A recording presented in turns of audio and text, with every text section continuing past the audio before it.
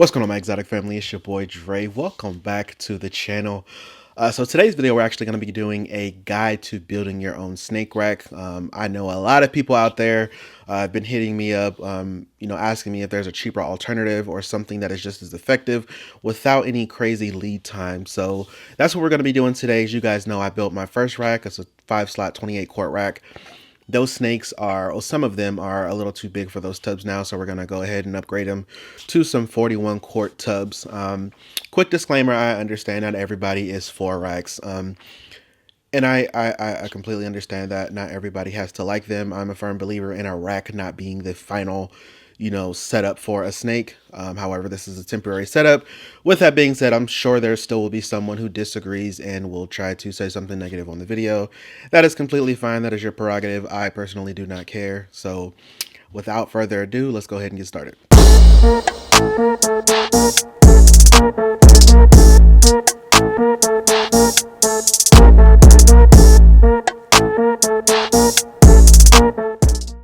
Alrighty, everybody, so welcome back to the video. So before we get to building, I wanted to show you guys the actual materials that I'm using. I wanted to get real detailed with this video because, like I said, I've watched many build videos and a lot of people skip over some of the very important steps. That way, if you guys don't have a lot of questions, if you do decide to use this video.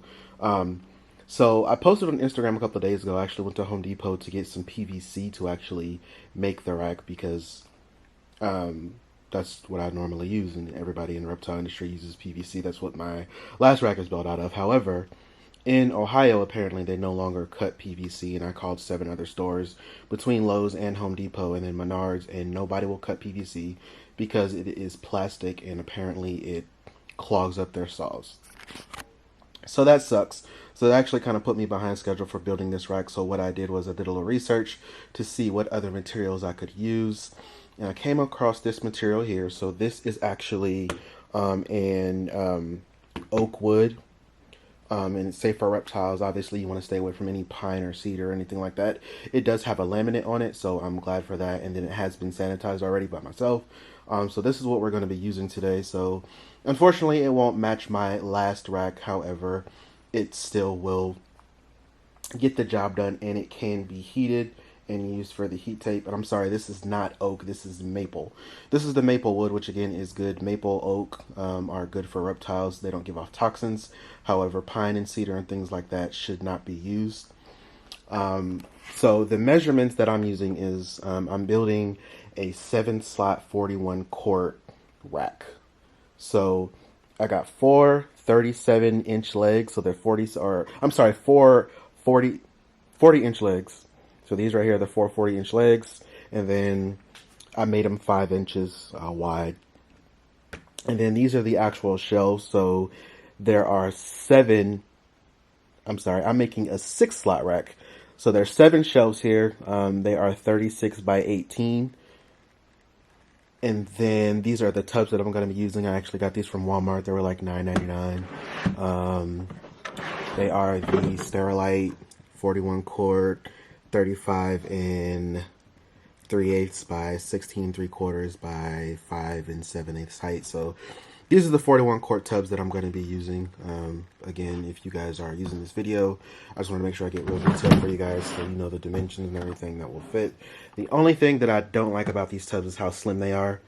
And I think that some of the hides that I actually got to go in here are not going to fit.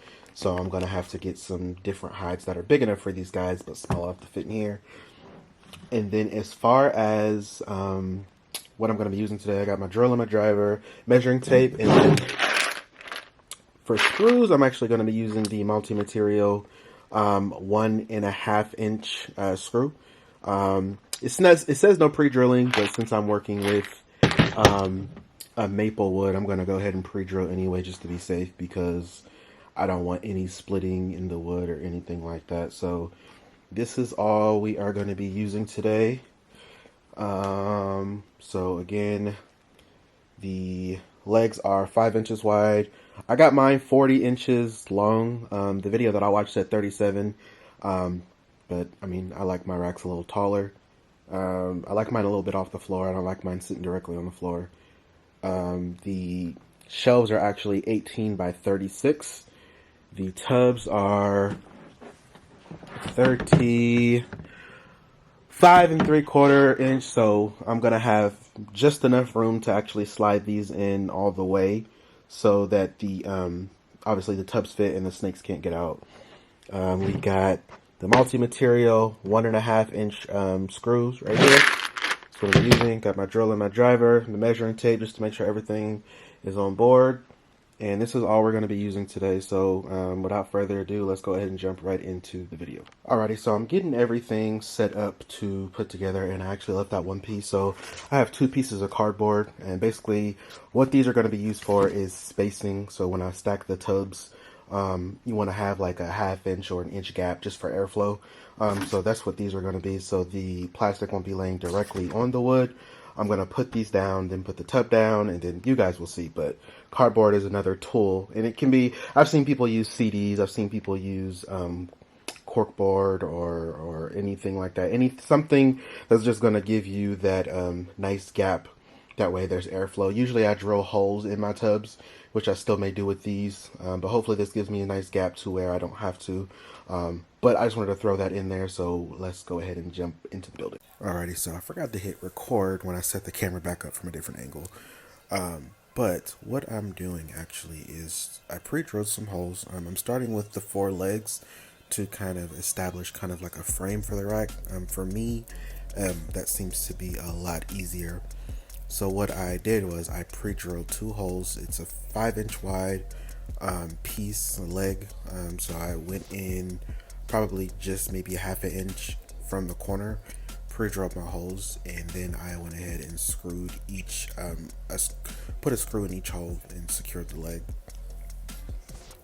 The reason I am pre-drilling is because, as you guys can see, again, I'm dealing with wood, maple wood to be exact. So any wood that you're gonna deal with, it's best to pre-drill, at least in my experience.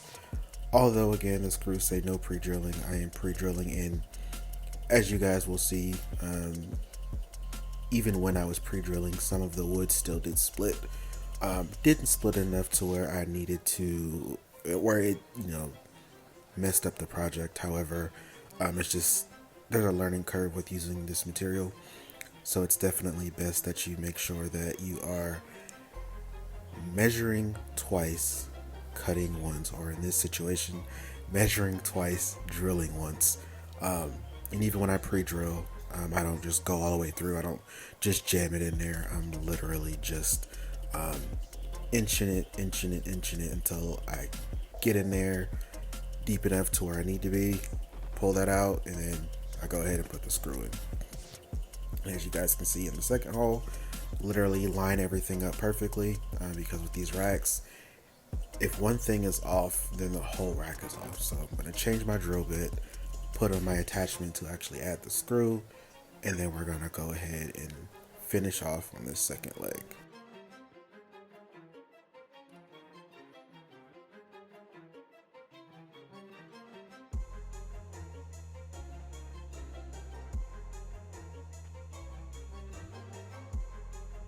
Now the one thing that sucked for me that I didn't think to get are going to be the corner clamps or table clamps. I definitely should have got a couple of those. That would have made the project a heck of a lot easier. So if you see this video and you are trying to mimic what I do, make sure you get table clamps, because that would have made it 10 times easier. As you can see right here on this part, I had to grab another piece of the board and kind of use my shoulder as a crutch to hold the leg up, and that is not conducive at all. It worked for me, but I don't recommend it at all. So make sure you get all the tools that you need. It's just not something that I thought about when I went to the store.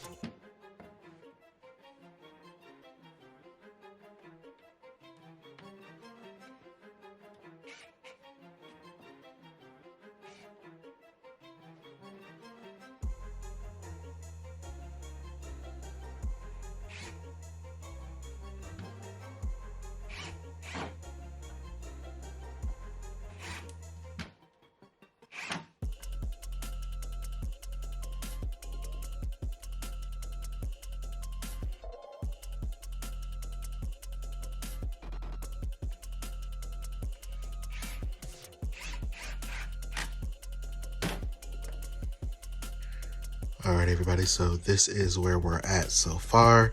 Got all the legs on, literally just went around to each side, pre-drilled 2 holes, and then drilled the leg in.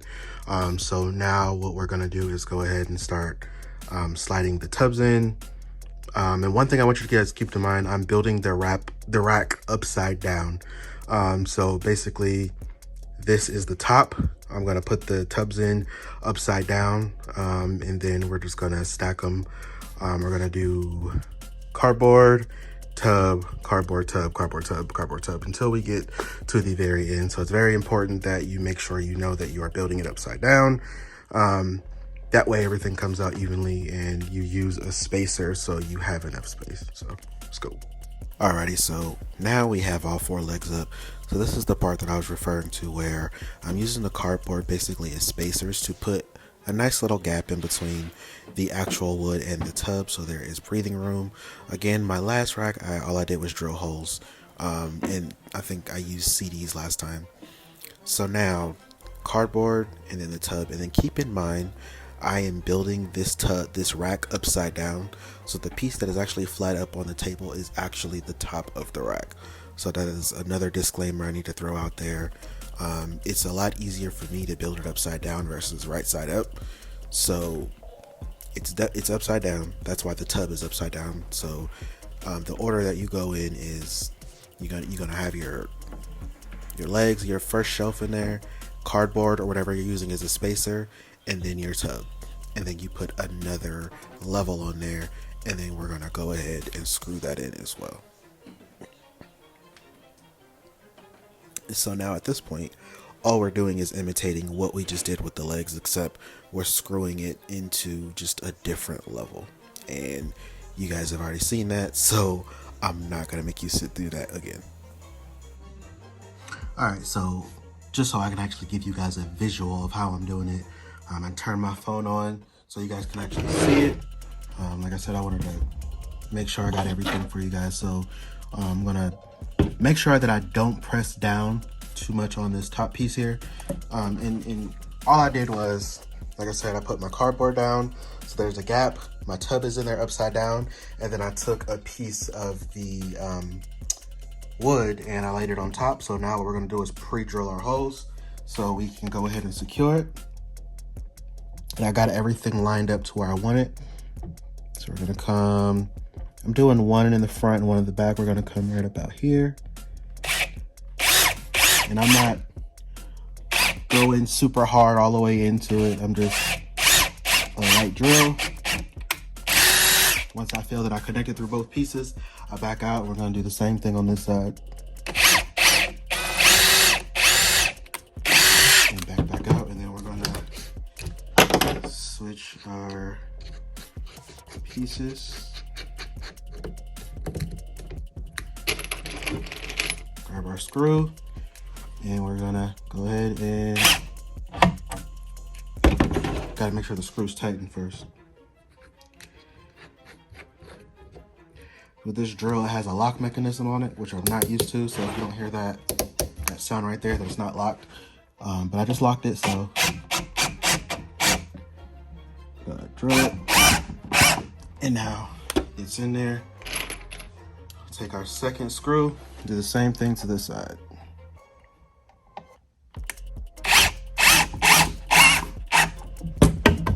And we got part of our first shelf in there, and I'm gonna do that to all 4 sides. So let me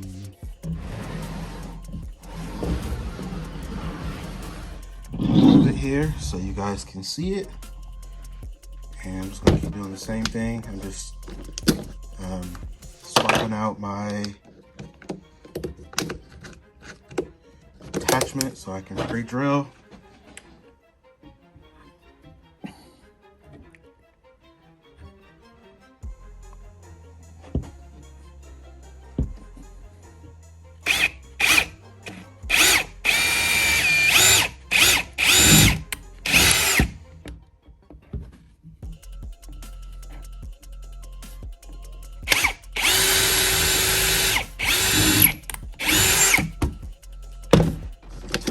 Back off,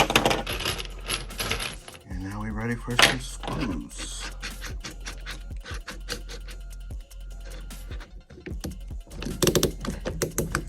pocket this time. Go in there. And then what I'm also doing is, just so the wood doesn't separate too much, I'm pushing it from the other side, and I'm just gonna give it a little bit of resistance, and then boom, I make sure it's in there tight. I wanna make sure we don't have a super loose rack.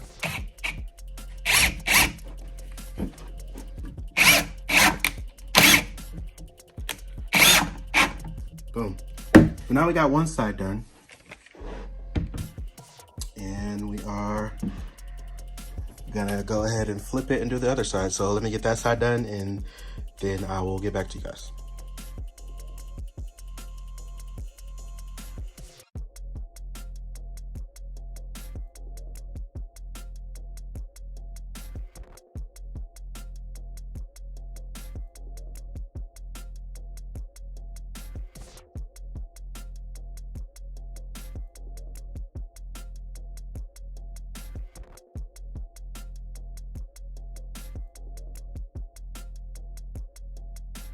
Alrighty, everybody. So let me give you guys the final look at this thing. I think it came out pretty good. Well, hi, Ari. Are you helping? No. Okay. So this is the final look. It is a 6-slot, 41-quart rack. I think it came out pretty good. I'll definitely say there is a learning curve no matter what I did, even with pre-drilling. As you can see, in certain spots it still did, the wood still did split. But other than that, I think it definitely came out great. Let me actually grab. A little stiff, that's because I still have the cardboard in there, and I'll show you guys how the slide is on this thing. And as you can see, I got my little gap in there. One thing that I didn't show that I haven't done yet is I will definitely be adding a back to it. That way the tubs don't push all the way out. We don't have to worry about any snakes getting loose. And then another thing with the one of the legs, I miscalculated where I was supposed to put my screw. So one of the legs is kind of like, I guess, cockeyed, as you can say. But as you can see, it has no effect on the rack. It still came out pretty good. So I am happy for that. But, well, excuse me. But we ma'am, this is not a playground. Come here. Thank you. Come here. So this is what we're looking like. 41-quart rack made out of maple wood from Lowe's. I think total for this project, for the materials at least, I paid like $150. That was for the wood. The tubs was like, I got 7 of them. They're over there. The tubs were, I want to say, just under, about 70 bucks. They're like 10 bucks a piece. They're like $9.98. And then, you know, once you factor in tax and everything, 10 bucks. I got those from Walmart. And then, like I said, this is a part 2. This was a part 1. There will be a part 2. So let me know what you guys think of this build. Again, it's temporary, so these aren't permanent homes for these snakes. They definitely are temporary enclosures, but I just needed something to give my guys a little more space, a little more room to stretch out.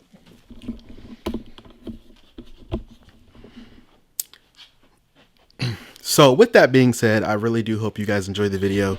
How do you guys feel about the DIY type videos? I haven't done one, haven't done one in a while, and I definitely wanted to do something for you guys, and no better way to do it than build one of these guys. So this is where we're at with it. It looks more like a rat rack to me, but hey, it'll serve its purpose. So again, stay tuned for that part 2 where we'll be installing the heat tape, and I'll be adding the thermostat to this this enclosure here, or this rack right here. Any questions, drop them down in the comment. If you did like this video, make sure you hit that like button. It really helps me out. Hit that subscribe button as well if you guys wouldn't mind coming back to see more content. Follow me on Instagram at DW Exotics, and as always, stay exotic.